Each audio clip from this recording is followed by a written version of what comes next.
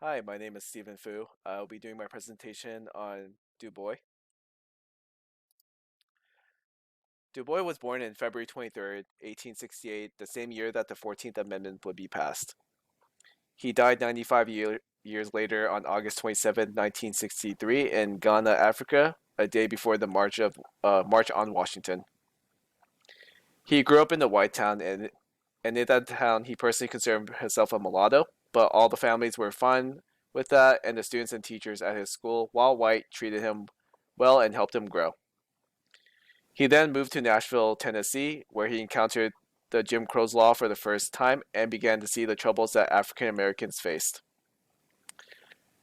From there, he would earn his bachelor's degrees at Fisk University. Then he would enter into Harvard University, where he completed his master's degrees. From there, he would study abroad at the University of Berlin, and while in Germany, he learned a lot of social skills.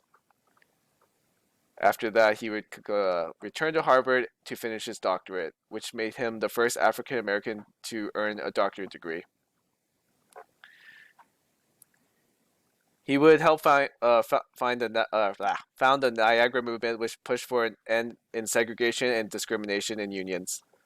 While it was not the most successful in causing change, it would set up the ideals for further groups and help guide them. From there, he would go on to co-found the NAACP, the National Association for the Advancement of Colored People, along with Mary Ovington and Moorfield Story, which would help lead the change in getting equality for African Americans.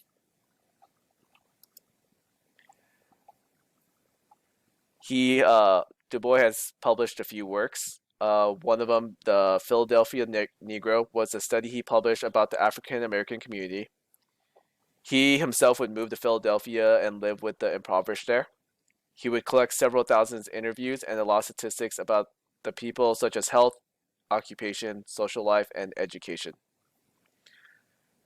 The Crisis was a newspaper formerly published by the NAACP. The main purpose was to show the dangers of race prejudice and to show the public the problems that many people faced.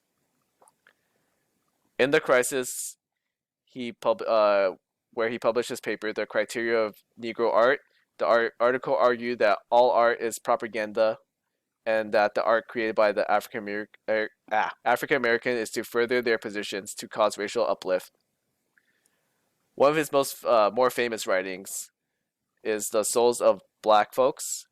That would be the basis for a lot of African American development further onto his movements. This is a grouping of 14 essays which discuss race and his personal experience of being an African American man. Some of which includes of our spiritual striving, of meaning of progress, and of Mr. Booker T. Washington and others. Themes that are relevant in the souls of black folks are God/Bible, patriotism, and education. God is discussed in Of Our Spiritual Strivings, as Du Bois consistently asks, why did God make African Americans the problems?